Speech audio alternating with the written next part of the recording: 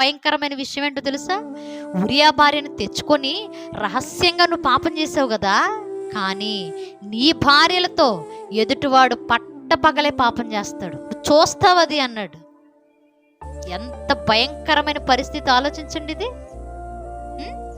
భర్తలకు ఉండే అలవాటు ఏంటో తెలుసా?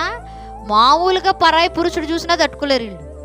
నిజంగానే మామూలుగా చూసినా పెద్దగా తట్టుకోవడానికి ఇష్టపడరు.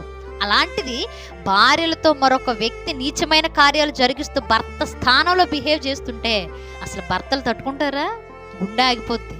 ఇప్పుడు దావీదు అదే గుండె బాధను భరించాలంటున్నాడు. నీ భార్యలతో తప్పు చేస్తూ ఉండగా నువ్వు చూడు, నీతో పాటు ఇశ్రాయేలీయులు చూస్తారు. నువ్వు చీకట్లో చేసిన ఈ కార్యాన్ని నేను వెలుగులో రహస్యంగా పట్టపగలు చేయిస్తానన్నాడు. పొరుగువాడి భార్యను ఆశించేటప్పుడు నీకు తెలియలేదా? పొరుగువాడి భార్యతో పాపం చేసేటప్పుడు నీకు తెలియలేదా? అలాంటి పాపాన్ని ఎదుటి మీద వాడి మీద మోపాలన్నప్పుడు నీకు అర్థం కాలేదా? అలాంటి క్రియ చేసి ఈ పని చేయడానికి నరహత్య చేసిన తప్పు లేదనుకున్నావే, అప్పుడు అర్థం కాలేదా? మన దాకా వస్తే గానీ మనకేది అర్థం కాదు.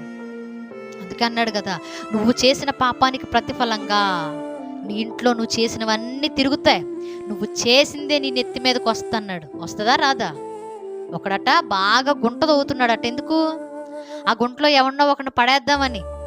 ఆడుకున్నటువంటి దురాలోచనది. కానీ విచిత్రం ఏంటో తెలుసా? వాడు తొంవిన గుంటలో వాడే పడతాడు. మనం చేసినయే మన నెత్తి మీదకి వచ్చి కూర్చుంటాయి. మనం ఎదుటివాడికి ఏది చేస్తామో అదే తిరిగి తిరిగి మన దాకా వస్తుంది. మనం ఎదుటివాడికి మంచి చేసామనుకో మంచి వస్తుంది మనకి. ఆపద సమయంలో అదే ఆదుకుంటుంది మనల్ని. కానీ ఎదుటోడికి మనం తప్పు చేసామనుకో, ఎదుటోడి నాశనాన్ని కోరుకున్నామే అనుకో, ఎదుటివాడిని మనం మోసం చేసామనుకో, ఏ పరిస్థితిలోనైనా అవి మన నెత్తి మీదకి వచ్చి కూర్చుంటాయి. అప్పుడు అర్థం